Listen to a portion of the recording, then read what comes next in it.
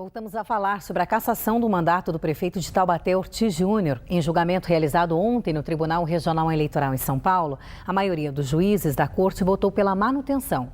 Hoje pela manhã, o advogado de defesa de Ortiz Júnior, Marco Aurélio Toscano, falou por telefone com a nossa reportagem sobre a expectativa de julgamento do caso no Tribunal Superior Eleitoral em Brasília e sobre a perda dos direitos políticos por até 8 anos, caso o Tucano tenha um mandato cassado.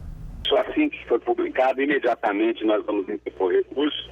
Esse recurso será feito com pedido de efeito suspensivo para que o prefeito permaneça no cargo até o trânsito em julgado dessa decisão, que é o que nós entendemos que é o mais adequado e é assim que o Tribunal Superior Eleitoral vem se posicionando em casos semelhantes. A sanção de inelegibilidade ela é decorrente da própria ação judicial. Isso é um mandamento legal.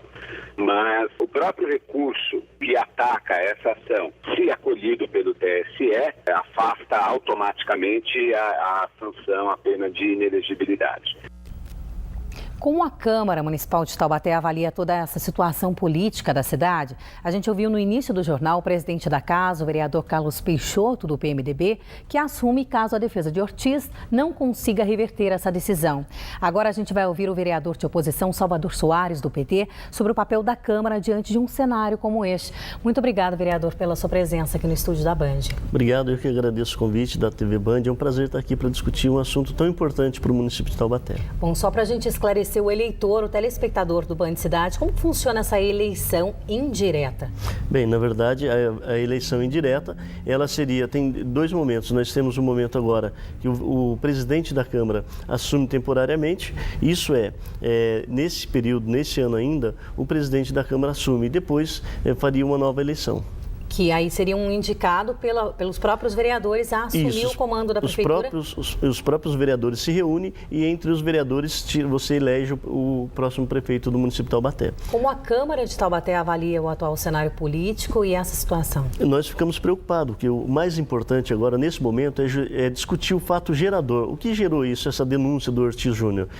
A denúncia foi que ele percorria todo o espaço público do FDE e fazia negócios. Isso também acontece hoje no município de Taubaté. O pai do Bernardo Ortiz, ele tramita em todos os setores da administração pública no município de Taubaté. Não só o pai, como toda a família. E sendo assim, nós já fizemos denúncia ao Ministério Público que orientou que o pai não poderia circular dentro da prefeitura. Mas mesmo assim, nós recebemos constantemente denúncia de que o pai continua tramitando pela administração pública. Nossa. Sendo assim, nós sugerimos então, estamos sugerindo uma comissão processante, que já havíamos sugerido antes, estamos sugerindo uma comissão processante, o qual eu quero saber a opinião dos vereadores, quero saber a opinião da sociedade taubatiana sobre esse fato, que é o mesmo fato, o mesmo que acontecia no FDE, ocorre no município de Taubaté. Bom, mas as opiniões divergem porque a defesa do Ortiz diz que a própria justiça o isentou, de alguma culpa, já os juízes, consideraram que ele é culpado. Fica uma situação complicada para o eleitor. Eles usam o termo seguinte: 2 votaram favorável ao Ortiz e 4 contrário. Então, você tem que ouvir também os 4 que votaram contrário, porque os 4 eles deram parecer.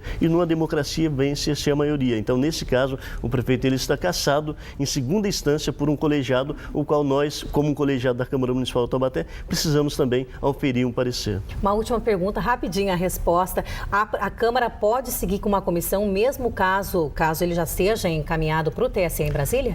A Câmara Municipal necessita abrir uma comissão, porque a Câmara Municipal de Taubaté precisa dar uma resposta para a sociedade taubatiana diante de fatos graves, apurado agora e julgado por um colegiado no estado de São Paulo. Muito obrigada pela presença do senhor aqui no estúdio da Band. O prazer é meu, estou à disposição para que nós possamos discutir os problemas pertinentes ao município de Taubaté.